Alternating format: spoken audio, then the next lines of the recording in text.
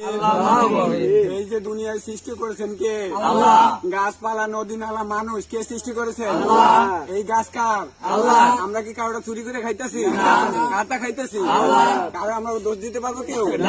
যদি কেউ জিগায় কাটা খাইছি, হ্যাঁ আল্লাহ, আমরা এত রাইতে কষ্ট কইরা চুরি কইরা খাইছি, আমার খাইছি, আল্লাহর মাল খাইছি।